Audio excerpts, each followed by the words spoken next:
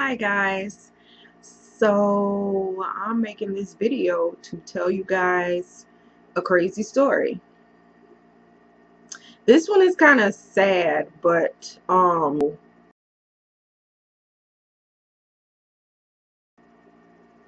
yeah. Yeah. Um so yeah, let's get started. So when I was about 16, remember I told you guys I used to get on the chat line, okay? When I was 16, I met this guy on there, and I'm gonna call him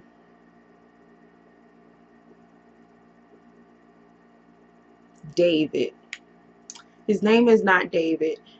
He didn't do anything bad, but I want to give him a different name because of the circumstances. I know y'all see the title, so that's why I'm giving him a different name. But his name is not David, okay?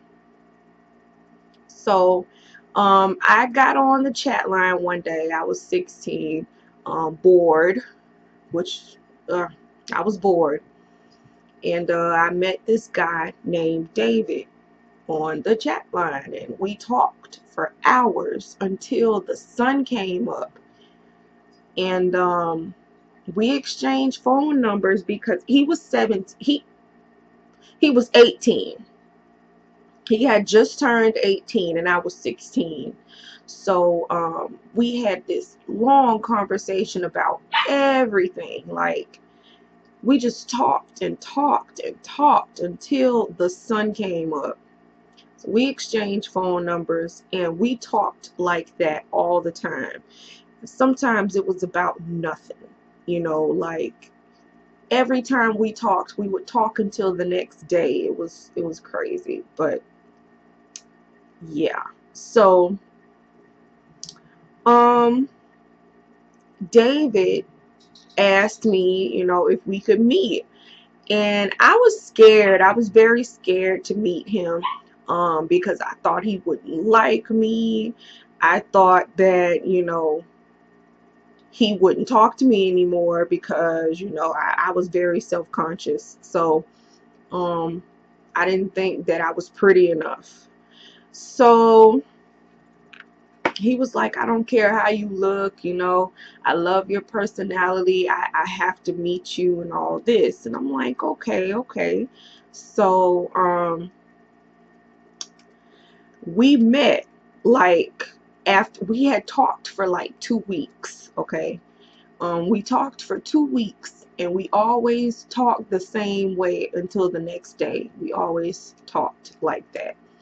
So one day he called me out of the blue and was like, hey, I'm in your area. Can I see you?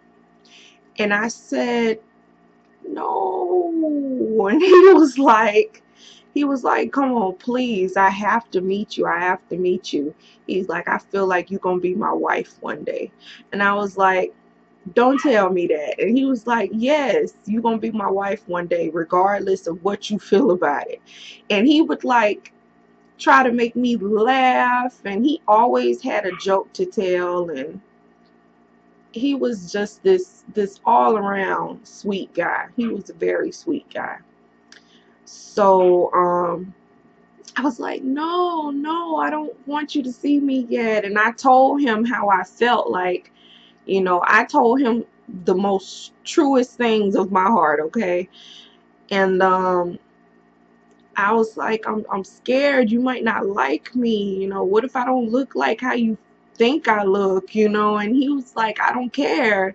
I want to see you. I'm not going to leave until you see me. So I'm like, okay, okay. So I met him, and I was frightened. I was scared. But he looked my age when I saw him, so that was a good thing. I didn't run this time. So I didn't run away from him. He looked my age. So he was very, very tall and skinny. And I was surprised, you know, because he told me he was heavy. You know, I think he was just being silly because he liked to play jokes like that. But when I saw him, I was like, oh my God, he's so handsome. And I was just like, he's so handsome. And I just felt like I would stay with him for the rest of my life. That's how crazy it was with David. So when he saw me, he was like, and look at you being all scared and you just beautiful. And I was like, okay. He was like, no, I'm serious. I'm not just saying that. Very beautiful. And, you know, he would talk about my eyes and tell me how beautiful I looked. And he'd tell me these most beautiful things, like these precious things that just made me blush all the time. So ever since then, we saw each other all the time, every chance we got. He went to a different school than me. So he was still in high school. He was in 12th grade, and I was in the 10th grade. So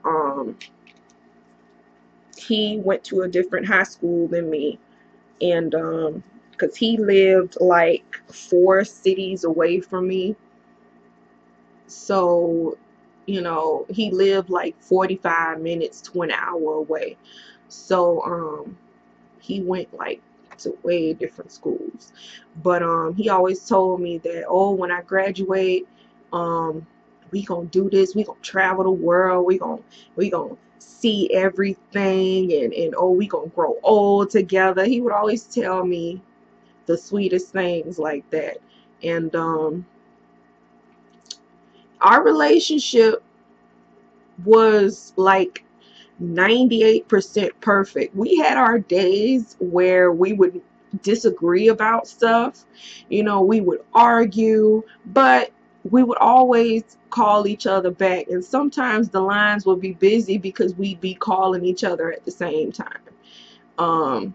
So I'll stop for a second, which is so funny. I'll stop for a second, like if I'm calling him and the lines get busy, because I know we're calling each other at the same time. I'll stop, then he'll stop. So he'll stop, so he'll let me call, and I stop to let him call. But then we just both sit there waiting, and nobody calls yet. So then I get to call again, and it'll be busy. We did that all the freaking time. It was crazy how we were. That was like one of the best relationships I ever had. So one day we had this argument, and still we used to talk until the next day. In our relationship, we dated for 7 months. And we talked every day until the next day. But then there was this issue he had with his mother, and he ended up leaving the house with his mom because some disagreement that he had about her boyfriend. And he didn't like his mom's boyfriend, so he left the house to go and stay with one of his friends. So one of his friends, he went out of town with his family, and me and David had actually got into an argument. And I was upset with him because he left the house, and you know, I was trying to tell him to make up with his mom and stuff like that. And you know, we argued and disagreed about it, and I was trying to tell him, you know, I understand that you don't like your mom's boyfriend, but you know, you should try to like go back to the house. You shouldn't have left like that. So we disagreed about that. I disagreed with him about that, and we hung up the phone. So I ended up falling asleep this day, and it was something crazy about it. I ended up falling asleep. I had a cell phone at this time, okay? He would usually call me, So when he did not call me, I became concerned, and I called his phone, and the phone would just go to voicemail. So I'm like, okay. So I called his house and I talked to his mom. I was like, hey, is David there? And she's like, no, he still didn't come back home yet, Harriet. And I'll be like, okay, I've been trying to call him, but his phone is just going to voicemail. So she's like, I'm pretty sure he'll call back. I'll give him a call and tell him to call you if he answers for me. And I was like, okay. So I'm calling him that whole day and he's not answering. It's going straight to voicemail. So I'm thinking, wow, okay, what's going on here? What happened? I became worried. So I called his mom again and I said, this is not like him to do things like this. So, you know, can you call him? You know, like I was freaking out. So I was like, it's not normal. So can you call him? Can you do something? And she was like, I'll call him again. He's not answering for me either. I'm like, okay. So I'll just wait then, you know, just if you get through to him or if you don't, give me a call back. She was like, all right, sure. So hours pass. She didn't call me back. His mom did not call me back. I was worried because I was calling him all this time and the phone kept going to voicemail. So I'm like, okay. So I freaked out. 2 days had passed. His mom still ain't hear nothing from him. I didn't hear anything from him. And I called the phone one time. Somebody answered it and hung it up. So I knew that wasn't like him to just keep me worried like that. So I was afraid. I told his mom, I called his phone, somebody answered it and hung it up. I was like, that's not like him, you know. Do you know where his friend lives? And she was like, well, yeah, but I'm not sure. She was giving me all these excuses, you know, because she didn't want to go over there because her pride was in the way, because she knew her son didn't like her boyfriend. So, you know, it was like her pride getting in the way. I guess she wanted her son to come home first. I get it, you're mad at your son, but you ain't heard from him and it's not normal, so you need to like let that shit go. So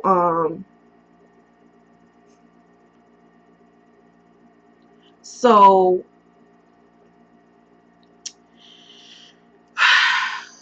couple more days passed. She had called the police by this point. Um, you know, it was like 2 more days. So it was basically 4 days. I had not heard from David. And I was very worried. I couldn't sleep. I couldn't really eat anything. I was very worried because I knew it was not like him and I didn't know where his friend lived, and I didn't have a car. I had a car, but it, you know, I couldn't drive it. So I didn't know how to catch the bus, you know. I didn't know how to do any of that stuff, so I didn't have a way to go over there. I didn't know where the friend lived at, and his mom was, you know, just being prideful about the shit. So she wanted her son to come to her first. So it was this whole big thing. And basically I called the house again. His mom answered the phone, and it sounded like she had been crying.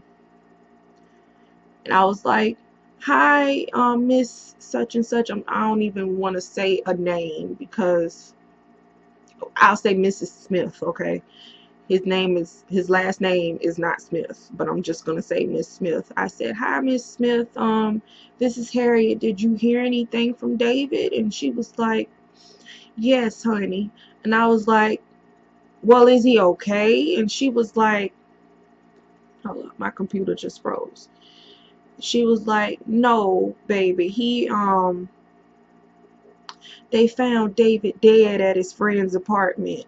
And I was like, wait a minute, what did you say? And she was like, Harriet, can you hear me? I said, yes.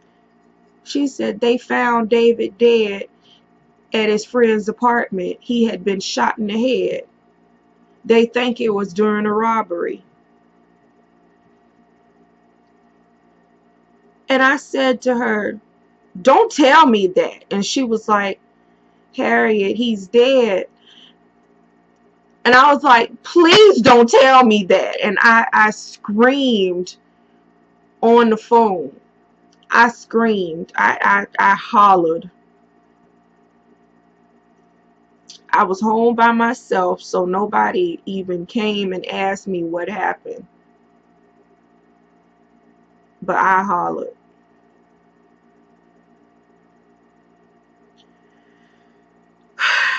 I screamed. And I'm thinking about that day right now. I'm not gonna cry. But man. So he had been killed. They tried to, I guess, I don't know what happened, but they tried to rob his friend's house because they thought the friend was out of town, and he was out of town. But they came there and they saw David, and David was a fighter. He tried to fight. I wish he had not. Maybe he would have survived it, you know. But he tried to fight, and they shot him twice in the head. When his friend got back, they had found him and called the police, and they let his mom know. And I was so pissed off with his mom because I told this lady for days that something was not right. He would not let me worry like that. You know, he knew. He was always trying to build me up. You know, he was like the best boyfriend I ever had. He always tried to build me up, you know, and he knew how self-conscious I felt about everything. He knew all of everything in my heart he knew about. And, you know, he was just this gorgeous soul. He was a very gorgeous soul. And I feel like that's probably why God took him so early, you know. It was horrible for me. I was in so much pain, and I had told my mom about it, and oh, well, you young and you'll get over it, and some other shit she told me, and I bet you she don't even remember. But I was so in love with that boy. Like, I was in love with him. And to have him taken away from me like that, I feel like he could have been my soulmate. You know, I probably would have still been with David to this day, had they not taken him away from me like that. I really feel like he could have been my soulmate. But I was furious with his mother. Furious with that lady because I told her something was wrong. He would not just let me worry like that. He would not let me sit there and wonder where he at. He would not do that to me. So when it happened, I knew something was wrong. And she letting her pride get in the fucking way instead of going to check on her son at his friend's house.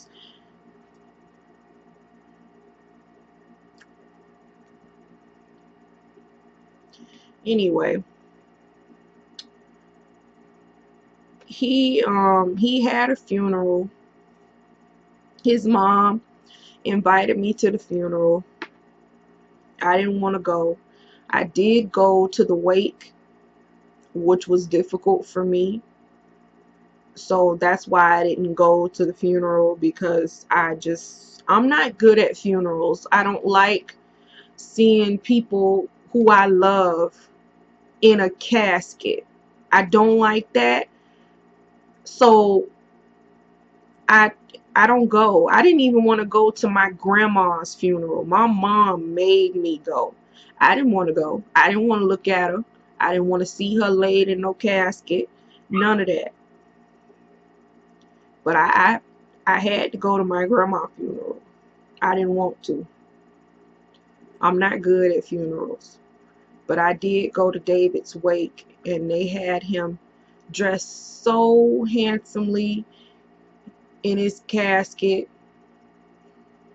I was crying like hysterical, but I did stop a little bit to kiss him on the cheek for a last time, because David would have been my future husband. He probably would have been Athena's daddy.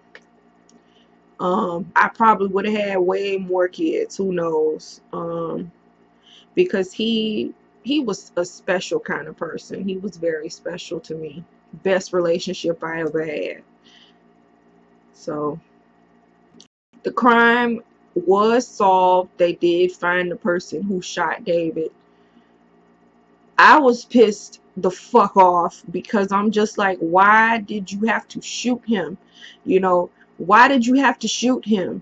I know, because the dude was little who shot him, which explained why. David was a big dude. He wasn't like huge. He was tall and medium build. You know, he was big. He was like 6'3", and very medium build, and God, he was so handsome. So handsome. I know I'd have been married by now with a whole bunch of kids from David.